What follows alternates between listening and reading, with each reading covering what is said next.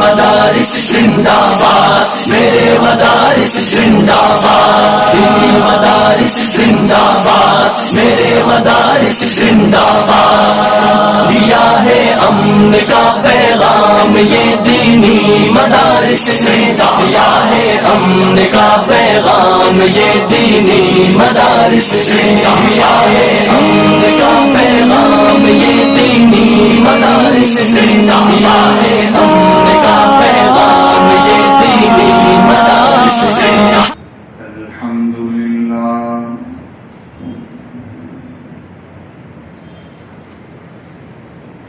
الحمد لله الذي هدانا لهذا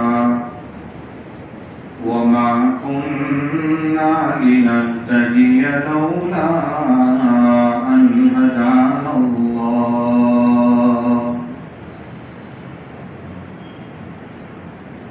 لقد جاءت رسل ربنا بالحق صلوات الله وسلامه على سيدنا محمد وعلى آله وصحبه وبارك وسلم تسليما كثيرا كثيرا. أما بعد فأعوذ بالله من الشيطان الرجيم. بسم الله الرحمن الرحيم.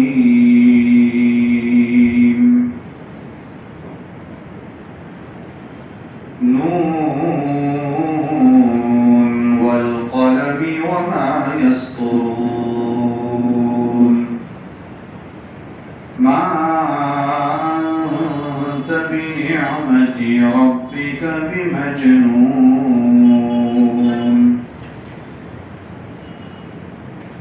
وإن لك لأجرا غير ممنون.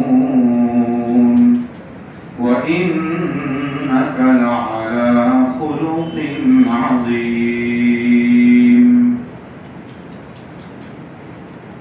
صدق الله العظيم. اللهم صل على سيدنا محمد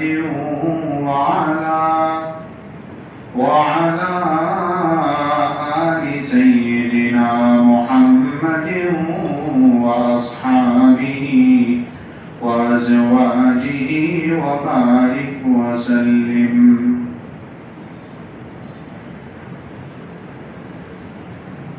بزرگوں اور بھائیوں،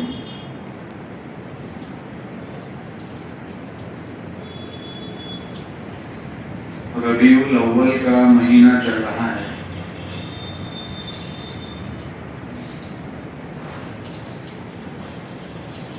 جیسے ہی یہ مہینہ آتا ہے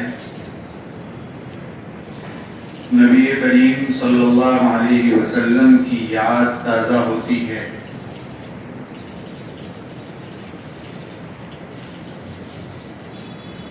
12 ربیع الاول کو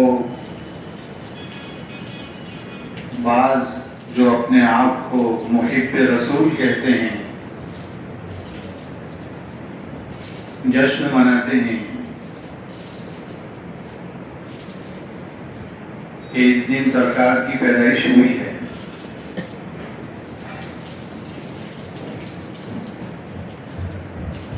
جبکہ ہم جانتے ہیں کہ ہمارے یہاں کسی کی پیدائش، کسی کی وفات کچھ بھی منائی نہیں جاتی.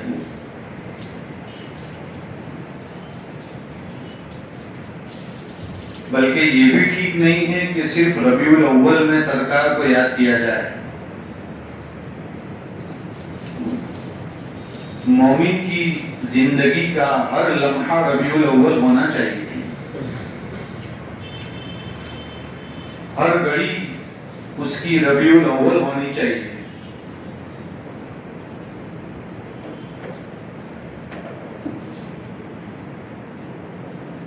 لوگ اس مہینے میں چراغ روشن کرتے ہیں، لائٹیں بہت زیادہ جلاتے ہیں، صرف سرکار کی یاد میں، جبکہ اللہ کے رسول صلی اللہ علیہ وسلم کے گھر پوری زندگی میں کبھی چراغ نہیں جلاتے۔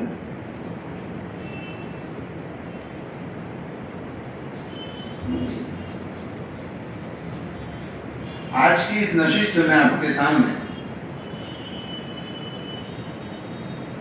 مجھے یہ پیش کرنا ہے کہ نبی کریم صلی اللہ علیہ وسلم کے اخلاق کیا تھے۔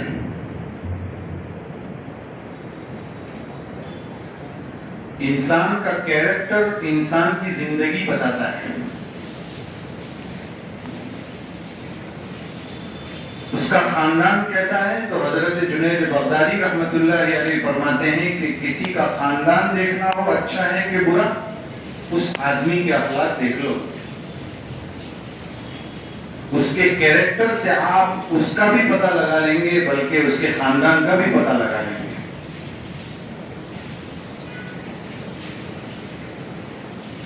اخلاق کیا چیز ہے پہلے اس کو بیان کرتے ہیں۔ اخلاق اچھی عادتوں کا نام ہے۔ جب انسان دنیا میں آتا ہے تو اس کے جینے کے جو طریقے ہوتے ہیں وہ اچھے بھی ہوتے ہیں برے بھی ہوتے ہیں۔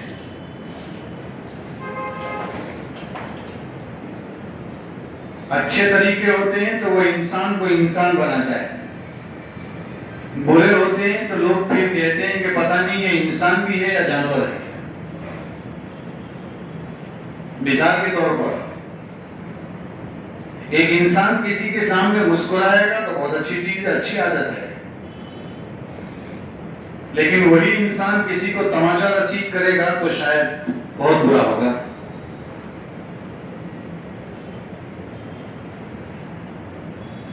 تو اخلاق یہ انسان کی زندگی میں ایک ممتاز صفت ہے۔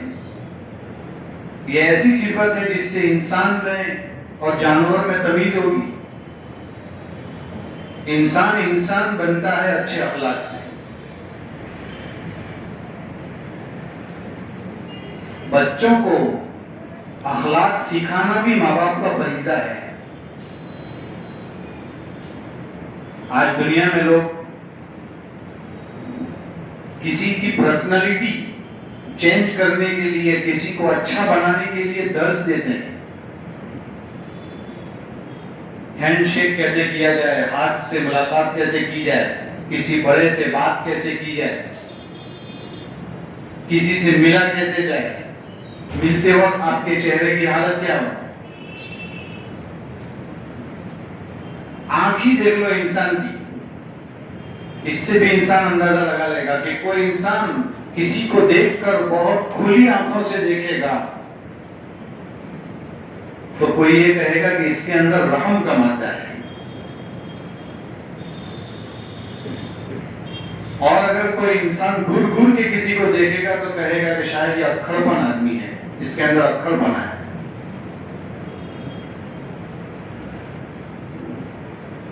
تو میرے بھائیو، اخلاق بہت بڑی چیز ہے، اسی لیے نبی کریم صلی اللہ علیہ وسلم نے احادیث میں اخلاق کی فضیلتیں بیان فرمائی۔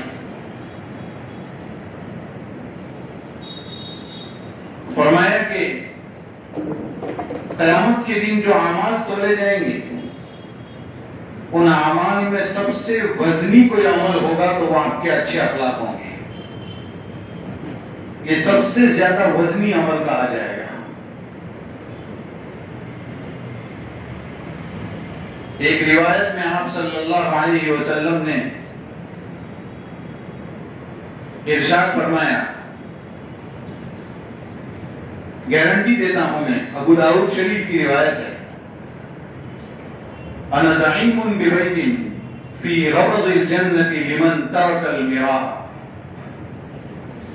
میں گارنٹی دیتا ہوں، میں ضامن ہوں جنت کے ارد گرد، جنت کے چاروں طرف۔ جیسے کسی شہر میں داخل ہوتے ہیں تو وہاں بڑی بڑی عمارتیں نظر آتی ہے، جنت میں داخل ہونے سے پہلے محل ہوں گے، کہ اس ایک محل کی میں ایک شخص کے لیے گارنٹی دیتا ہوں، وہ شخص جو جھگڑا چھوڑ دے، چاہے وہ حق پر ہو، حق پر ہونے کے باوجود لڑائی جھگڑا چھوڑ دے، میں ایسے شخص کے لیے جنت کے ارد گرد میں ایک محل کی گارنٹی دیتا ہوں۔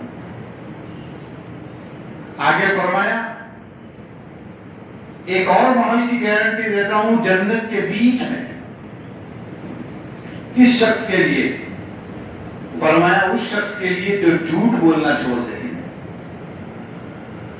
اور پھر آگے کی بات یہ ہے کہ میں جنت کی بلندی پر ایک محل کی گارنٹی دیتا ہوں ایسے شخص کے لیے جس کے اخلاق اچھے ہوں۔ معلوم ہوتا ہے اچھے اخلاق کا ہونا یہ انسان کی بہت بہترین صفت ہے۔ لقمان حکیم کا نام سنا ہوگا، یہ حضرت لقمان رحمت اللہ علیہ راجح قول کے مطابق نبی نہیں تھے لیکن حکیم تھے، حکمت سے بھری باتیں کیا کرتے تھے۔ انہوں نے اپنے بیٹے کو بڑی اچھی نصیحتیں قرآن کریم میں سورہ لقمان میں یا بنیا بہت اچھے طریقے سے نصیحتیں کی، قرآن نے اس کا تذکرہ کیا۔ یہ حضرت لقمان حکیم رحمت اللہ علیہ کے بارے میں یہ مشہور ہے کہ وہ ہر بیماری کا علاج جانتے تھے۔ یہ فرمایا ان سے کسی نے پوچھا کہ سب سے آسان نیکی کون سی ہے عمل کرنے کے لیے؟ فرمایا کہ دو کام کر لو، دو کام کر لو گے تو آپ کے لیے کوئی پریشانی نہیں، ہر عمل کرنا آسان ہو جائے گا۔ نمبر ایک، جب کبھی بات کرو تو نرم بات کرو، اور نمبر دو، جب کسی سے ملاقات کرو، کسی کو دیکھو تو مسکرا کر دیکھو، مسکرا کر بات چیت کرو۔ اگر یہ دو کام کر لیے، فرمایا دنیا کی ہر نیکی کرنا آپ کے لیے آسان ہو جائے گی۔ اسی لیے حدیث شریف میں آتا ہے کہ التبسم فی وجہ اخیک لک صدقۃ، آپ کا کسی بھائی کے سامنے، اپنے بھائی کے سامنے مسکرانا بھی صدقہ ہے۔ آج کل لوگوں نے مسکرانا ہی چھوڑ دیا ہے، ایسا لگتا ہے شاید زندگی میں کبھی ہنسا بھی ہے کہ نہیں پتہ نہیں۔ لوگ بے چین بہت ہیں، آج کل بے چینی بڑھ گئی ہے۔ اخلاق کی بات کرتا ہوں، لوگ جو ہے بتاتے ہیں کہ ملنا کیسے چاہیے، ملاقات کیسے کرنی چاہیے۔ 1400 سال پہلے میرے محبوب نبی کریم صلی اللہ علیہ وسلم سب کچھ بتا کر رہے ہیں، کس سے کیسی ملاقات، کیسے بات چیت، اخلاق کیسے ہونے چاہیے۔ ایک ایک چیز کی طرف سرکار نے اشارہ فرمایا، اور سرکار جس جگہ پیدا ہوئے تھے وہ جگہ کوئی جیسی ویسی نہیں تھی۔ مکہ المکرمہ یہ ایک ایسی جگہ ہے جس وقت آپ تشریف لائے تھے اس وقت وہاں ایسا ہوتا تھا کہ عورتوں کا کوئی درجہ نہیں تھا، وہاں لوٹ کھسوٹ بہت عام تھا، کسی کو بھی مارنا، چوری کرنا، زنا کرنا سب عام تھا۔ ایسی جگہ پر نبی کریم صلی اللہ علیہ وسلم تشریف لائے، 40 سال کے بعد آپ کو نبوت ملی ہے، لیکن 40 سال تک آپ نے اپنے اخلاق کا سکہ جمایا۔ وہاں آ کر چوری کے خلاف بات کرنا آسان نہیں تھا، وہاں بیٹھ کر، وہاں رہ کر زنا کے خلاف بات کرنا آسان نہیں تھا، لیکن آپ نے اپنے اخلاق کے ذریعے سے لوگوں کو ایک ایک چیز بتائی۔ 40 سال آپ نے ایسے گزارے کہ جو آپ کے قتل کرنے کے لیے تیار تھے، آپ کے پیچھے پڑے ہوئے تھے، مشرکین مکہ تھے، کفار تھے، سب کچھ تھے، لیکن اس کے باوجود بھی کبھی بھی ایسا آپ کو نہیں ملے گا کہ کسی نے آپ کو جھوٹا کہا ہو۔ آپ کو سچا کہا، صادق الامین کا لقب ملا ہو، سچے بھی ہیں آپ، امانت دار بھی ہیں۔ جو لوگ آپ کو قتل کرنے کے لیے تڑپ رہے ہیں، نعوذ باللہ، لیکن اس کے باوجود آپ کو کبھی بھی کسی نے ایسا نہیں کہا کہ آپ جھوٹے ہیں، آپ وعدہ خلاف ہیں، آپ کے کیریکٹر پر کسی نے انگلی نہیں اٹھائی. یہ آپ بتا کر گئے کیسے رہنا ہے، کیسے بات چیت کرنی ہے، کیسے کام کرنا ہے، کون سے طریقے سے زندگی گزارنی ہے، سب کچھ بتا کر گئے آپ صلی اللہ علیہ وسلم. جو کہ آپ بلند اخلاق پر فائز تھے تو قرآن نے اس کو نقل کیا وَإِنَّكَ لَعَلَى خُلُقٍ عَظِيمٍ. حضرت عائشہ رضی اللہ تعالی عنہ سے پوچھا کہ ذرا یہ بتائیے کہ آپ صلی اللہ علیہ وسلم کی زندگی کیا تھی، آپ کے اخلاق کیا تھے؟ چونکہ آپ تو اللہ کے رسول صلی اللہ علیہ وسلم کے ساتھ دن رات رہی ہے تو آپ کو پتا ہوگا کہ آپ کی زندگی کیا تھی. آپ صلی اللہ علیہ وسلم کے بارے میں حضرت عائشہ رضی اللہ تعالیٰ عنہ نے فرمایا آپ نے قرآن پڑھا ہے؟ کہا جی ہاں قرآن کو پڑھا ہے. فرمایا کان خلقہ القرآن، آپ کے اخلاق قرآن تھے. قرآن پڑھتے جاؤ آپ کی زندگی نظر آئے گی. جو کچھ قرآن میں ہے وہ سب کچھ نبی کریم صلی اللہ علیہ وسلم کے اندر تھا. تو نبی کریم صلی اللہ علیہ وسلم کے اخلاق میں ایک سب سے بڑی صفت آپ کی تھی کہ آپ سچے تھے. آپ کے پاس سچائی تھی، کبھی جھوٹ نہیں بولا. اور میں آپ سے یہ کہتا ہوں کہ جو آدمی جھوٹ بولتا ہے وہ کبھی بھی چین سے زندگی نہیں گزارتا. جھوٹے آدمی کو چین نصیب نہیں ہوتا، اس کی رات بھی بے چینی میں گزرتی ہے. اسی لیے ہر بیماری کے، ہر گناہ کے علاج کے لیے آپ صلی اللہ علیہ وسلم نے فرمایا جھوٹ بولنا چھوڑ دو. ایک شخص نے آ کر آپ صلی اللہ علیہ وسلم سے فرمایا کہ میں زنا بھی کرتا ہوں، شراب بھی پیتا ہوں، کئی بڑے بڑے گناہ کرتا ہوں، جھوٹ بھی بولتا ہوں. آپ صلی اللہ علیہ وسلم سے وہ یہ کہہ رہا ہے کہ کوئی ایک چھوڑ سکتا ہوں باقی کچھ بھی نہیں چھوڑ سکتا، آپ جو کہیں گے اس پر وعدہ کر لوں گا. آپ صلی اللہ علیہ وسلم نے فرمایا ٹھیک ہے ایک ہی بات کہوں گا اسی پر آپ کو قائم رہنا ہے. پھر آپ صلی اللہ علیہ وسلم نے فرمایا لا تکذب، جھوٹ مت بولو. یہ نہیں کہا زنا مت کرو، حالانکہ وہ بھی بہت بڑا گناہ ہے. یہ نہیں کہا کہ آپ ڈکیتی مت کرو، یہ نہیں کہا کہ شراب مت پیو. ان سب کو چھوڑ کر آپ نے فرمایا جھوٹ مت بولو اور اس پر قائم ہو جاؤ.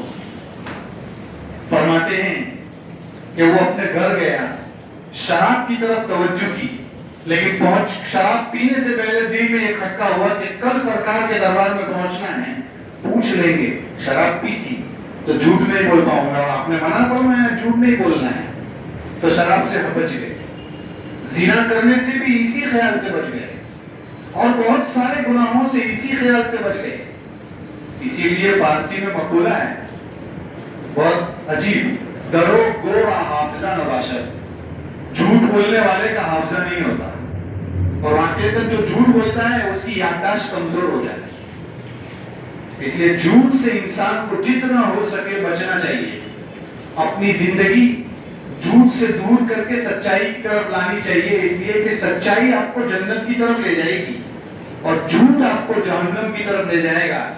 ایک بار جھوٹ بولو گے اس کو لاج رکھنے کے لیے 100 جھوٹ بولنے پڑیں گے کہ میں نے جو بولا ہے وہ کسی طرح صحیح ہو جائے.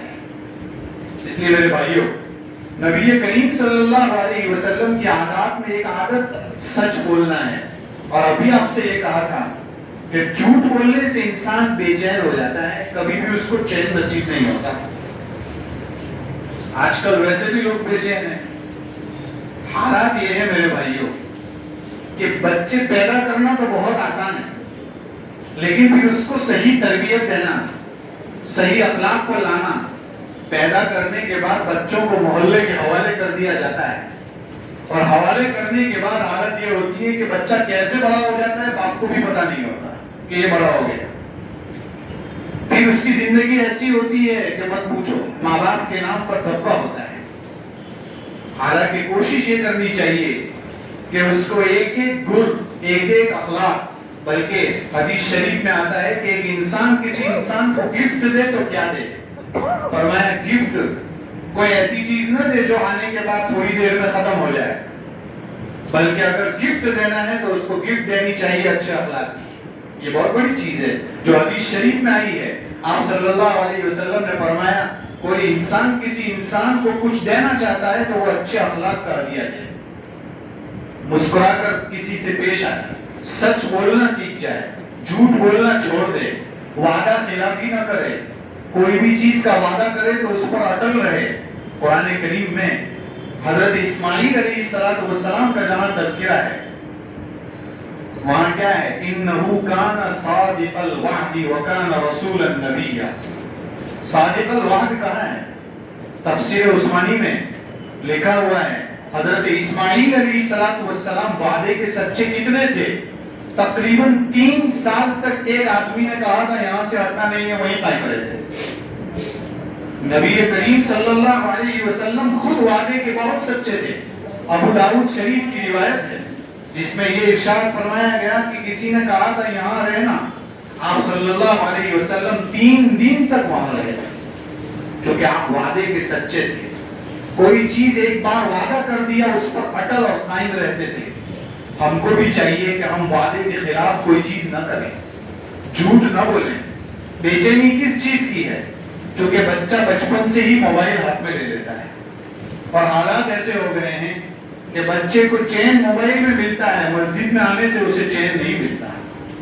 اور اتنی خراب عادت ہو گئی ہے میرے بھائیوں کہ بچہ موبائل لے کر سو جاتا ہے اور باپ کو اس کی کچھ بھی پڑی نہیں ہوتی. قرآن کریم میں ہے اطمینان کہاں نصیب ہوگا, چین کہاں ملے گا. آج کل دنیا کے حالات ایسے ہیں کہ جو ہے کئی آدمی پریشان ہیں, کئی لوگ پریشان ہیں. کوئی کاروبار میں پریشان ہے, کوئی گھروں میں پریشان ہے, کوئی بیوی سے پریشان ہے, کوئی بچوں سے پریشان ہے.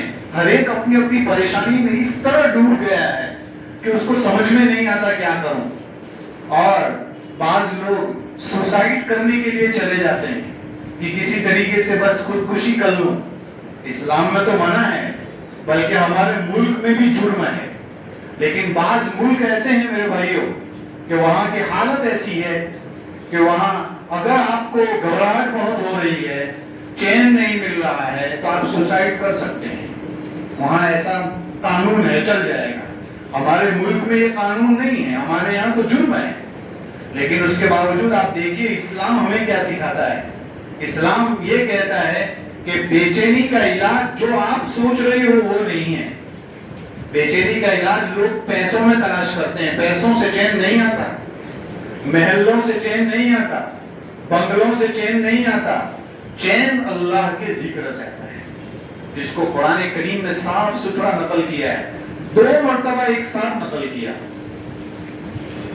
فرمایا الذین آمنوا وتطمئن قلوبهم بذکر اللہ الا بذکر اللہ تطمئن القلوب.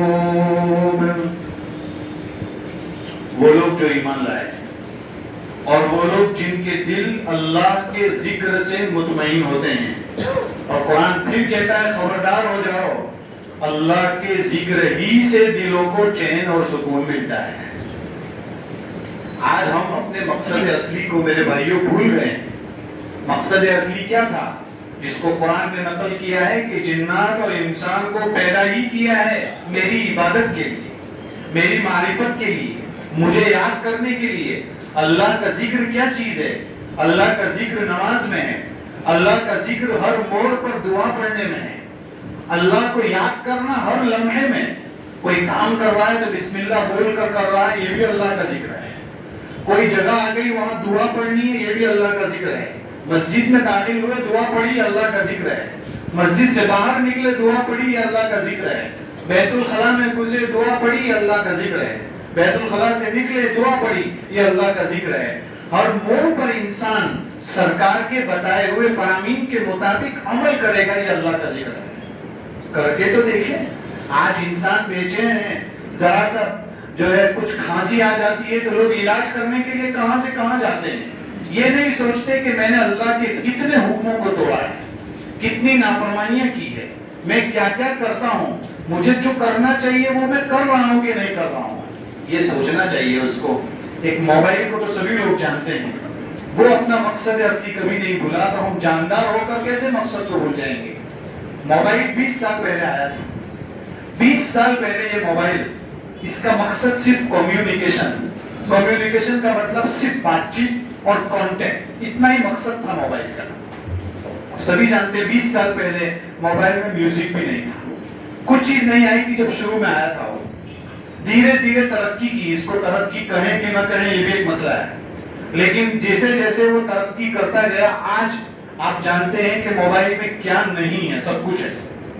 واٹس ایپ نے، فیس بک نے، انسٹاگرام نے، ٹویٹر نے انسانوں کی زندگیاں تباہ کر دی، لیکن جس وقت یہ موبائل آیا تھا اس وقت اس کا مقصد صرف اور صرف کمیونیکیشن تھا، صرف بات چیت۔ لیکن آپ جانتے ہیں آج 20 سال ہو گئے، 20 سال کے بعد بھی اگر کوئی بڑے سے بڑا یا چھوٹے سے چھوٹا موبائل ہاتھ میں لے، گیم کھیلے، گیم کھیلنا تو اس زمانے میں نارمل ہو گیا ہے، کوئی بھی ایک گیم سے دوسرا گیم، تیسرا گیم، چوتھا گیم، ایک گیم پر بینڈ لگاؤ تو دوسرے گیم پر لوگ چلے جاتے ہیں، نام بدلنے سے جائز نہیں ہو جائے گا کچھ بھی۔ جیسے شراب کی بوتل حرام ہے، شراب پینا حرام ہے، اس کے اوپر آپ روح افزا نام لکھ دو تو وہ حلال نہیں ہو جائے گا، وہ ناجائز ہی ہوگا، حرام ہی ہوگا۔ شراب شراب ہے، کچھ بھی کر لیں آپ۔ آج کل جو ہے یہ گیم کھیلنے کا مزاج، اور پوری رات 2 3 4 بجے تک اس کو یہی پتا نہیں ہوتا کیا ہے۔ ہم کو اپنے اسلاف کی زندگیاں یاد آ گئی کہ جو اسلاف کتابیں پڑھتے تھے، تو ہم پڑھتے ہیں کتابوں میں کہ وہ ایسے مگن ہو جاتے تھے کہ کوئی آ کر ان کے منہ میں لقمہ بھی دے جاتا تو ان کو پتا نہیں چلتا تھا۔ آج ایسا ہی ہے، 4 گھنٹے اگر کوئی ٹرین میں سفر کرے، اس کے بازو میں بغل میں کون بیٹھ کر گیا، چونکہ موبائل میں اتنا مست ہے اس کو یہی نہیں پتا ہے کیا ہو رہا ہے۔ اس چیز ہمیں سکھا دی گئی، چونکہ یہ ٹیکنالوجی ہمیں آخرت کی چیزیں سکھا رہی، بہت ساری ٹیکنالوجی نے سب چیز بتا دی ہمارے لیے۔ آخرت کے مسائل لوگوں کو سمجھانا مشکل ہو رہا تھا کہ دنیا سے جانے کے بعد کیا ہوگا، وہاں کیا ہو سکتا ہے۔ اس موبائل میں ہمیں دکھایا، ہم نے قرآن میں کہیں پڑھا ہے کہ جو ہے جہنمی آواز دیں گے جنتی کو، تو سوال ہوتا ہے کہ یار جہنمی جنتی کو کیسے دیکھ پائے گا، وہ آگ والی چیز اور یہ ایک دم بالکل بہترین۔ تو اب یہ موبائل نے ہمیں سیکھا ہے کہ یہاں بیٹھ کر آپ امریکہ کسی سے بات کر سکتے ہو، تو پھر وہ تو اللہ تعالیٰ کے لیے کیا مشکل ہے، اللہ تعالیٰ سب کچھ کر سکتا ہے۔ یہ چیز ہمیں ٹیکنالوجی نے آسان کر دی۔ ہمارے یہاں ایک مسئلہ ہے کہ لڑکی کو چھونا اور شہوت کے ساتھ چھوئیں گے تو کہاں سے کہاں پہنچ سکتے ہیں۔ فرمایا موبائل آج اسکرین ٹچ ایسا آ گیا ہے، ذرا سا ٹچ کرو تو اندر بھی کہاں سے کہاں پہنچ سکتے ہیں آپ۔ اس نے بہت ساری چیزیں ہمارے لیے آسان کر دی۔ تو موبائل کا اصل مقصد کمیونیکیشن، بات چیت۔ اب آپ گیم کھیلو، فیس بک چلاؤ، ٹویٹر چلاؤ، کوئی بھی چیز، گیم کے اندر بھی گھس جاؤ، آپ فولڈروں کے فولڈر میں چلے جاؤ، لیکن آپ جانتے ہیں اگر کوئی آدمی آپ کو کال کرے گا تو کال رکے گا نہیں، آئے گا۔ چالو فون میں بھی آپ گیم کھیل رہے ہو تب بھی کال آئے گا، کبھی کال رکے گا نہیں۔ ایسا نہیں ہوگا کہ جو گیم کھیل رہا ہے اس کو کال نہیں آئے گا، کال تو آئے گا۔ فیس بک چلا رہا ہے اس کو بھی کال تو آئے گا۔ کوئی کتنے بھی فولڈروں میں چلا گیا ہو، اس کا موبائل آن ہوگا تو کال آئے گا۔ کال آنا ضروری ہے چونکہ اس کا اصل مقصد کمیونیکیشن ہے، کسی سے بات چیت کرنا، کانٹیکٹ کرنا، یہ ضرور رہے گا، یہ اس کا اصل مقصد ہے۔ ایک بے جان چیز اتنی ترقی کے بعد 20 سال کے بعد بھی نہیں بھولا ہے، تو ہم تو جاندار ہیں اور اپنے آپ کو کہتے ہیں ہم اللہ کے رسول کے سچے عاشق ہیں، اور صرف ربیع الاول میں ہی سرکار کو یاد کرتے ہیں، باقی کبھی یاد نہیں کرتے۔ یہ عجیب چیز ہو گئی۔ تو انسان کو چاہیے، میری پوری بات کا خلاصہ یہ ہے کہ ربیع الاول ہی میں سرکار کو یاد کرنا اور بعد میں نہ کرنا یہ اچھی بات نہیں ہے۔ اس لیے کہ ابھی آپ سے بتایا انسان سچا بھی ہونا چاہیے اور ہر بات میں سچا ہو، اور صدق کی تعریف بہت چیزوں کو شامل ہے۔ اس میں انسان کو چاہیے کہ عشق صرف ایک مہینے میں نہ کرے بلکہ عشق پورا سال کرے، ہر لمحے کرے۔ تو اس لیے حدیث شریف میں ایک جگہ یہ فرمایا جو سچ بولے وہ سچا ہے، اور جو سچ نہ بولے اس کو منافق کی علامتوں میں شمار کیا گیا ہے۔ تو منافق کی علامتیں 3 ہیں، اس میں ایک ہے اذا حدث کذب، جب بات کرے تو جھوٹ بولے۔ تو انسان کو چاہیے کہ جھوٹ نہیں بولنا چاہیے، سرکار کی ایک ایک صفت اپنے اندر اپنانی چاہیے، اور اپنے مقصد اصلی کو نہیں بھولنا چاہیے۔ ہمارا مقصد اصلی اللہ کو یاد کرنا ہے، اور ربیع الاول ہی کے مہینے میں اچھی بات ہے کہ سرکار کی پیدائش ہوئی، لیکن ہمارا کام برتھ ڈے منانا ہے ہی نہیں. ہمارا کام سرکار کی پیدائش ہو یا کسی کی بھی پیدائش ہو، اگر ہم گننا شروع کریں گے کسی کی پیدائش ہو کسی کی وفات، تو شاید 360 دن بھی کم پڑ جائیں گے. آپ غور کیجیے، 1,24,000 تو صحابہ ہے کم و بیش. اگر ہر ایک کی وفات پیدائش یاد کرنے جائیں گے تو شاید کون سا دن بچ جائے گا، کوئی دن بچے گا نہیں شاید. اور کتنے انبیاء ہے، کتنے انبیاء کی بہت بڑی جماعت، کون سے نبی کی ہم یاد تازہ کریں گے. اس لیے ہمیں چاہیے کہ ان کو یاد کرنے کے مقابلے میں ان کی زندگی کو اپنے اندر اپنائیں. اصل یہی ہے. سرکار ربیع الاول میں پیدا ہوا، اچھی بات ہے، سرکار دنیا سے تشریف بھی اسی مہینے میں لے گئے، یہ بھی ہمیں سوچنا چاہیے. تو ہمیں تو یہی نہیں پتا کہ یہاں خوشی منائیں کہ غم منائیں، دونوں نہیں کرنا ہے. اسلام کہتا ہے دونوں نہیں کرنا ہے، بلکہ جو چیز سرکار چھوڑ کر گئے ہیں اس کو اپنی زندگی میں اپنانا ہے. اگر ہم اپنا لیں گے تو دنیا کے سارے مسائل حل ہو جائیں گے. ہم نے یہی قرآن کریم کی ایک آیت پڑھی تھی، وَإِنَّكَ لَعَلَىٰ خُلُقٍ عَظِيمٍ، کہ آپ بلند اخلاق پر فائز ہیں. چھوٹی سی گفتگو میں آپ کے سامنے 2-3 ہی آپ کے اخلاق بتا پایا ہوں، ورنہ سرکار کے اخلاق پر بیان شروع کریں گے تو کافی وقت چلا جائے گا. لیکن مختصر سی اس نشست کا خلاصہ یہ ہے کہ ہمیں چاہیے کہ ہم اپنے مقصد اصلی کو نہ بھولیں. نمبر 2، ربیع الاول کا جو مہینہ ہے اس مہینے ہی کو صرف اپنے لیے عشق رسول کا مہینہ نہ سمجھے، بلکہ مومن کی زندگی کا ہر لمحہ ربیع الاول ہونا چاہیے. اس کو اپنی زندگی میں لائیں اور اللہ کا ذکر، اللہ کو یاد کثرت سے کریں. انہی گزارشات پر اپنی بات کو ختم کرتا ہوں. اللہ تعالی عمل کرنے کی توفیق عطا فرمائیں. آمین. وآخر دعوانا ان الحمد للہ رب العالمین. الحمد للہ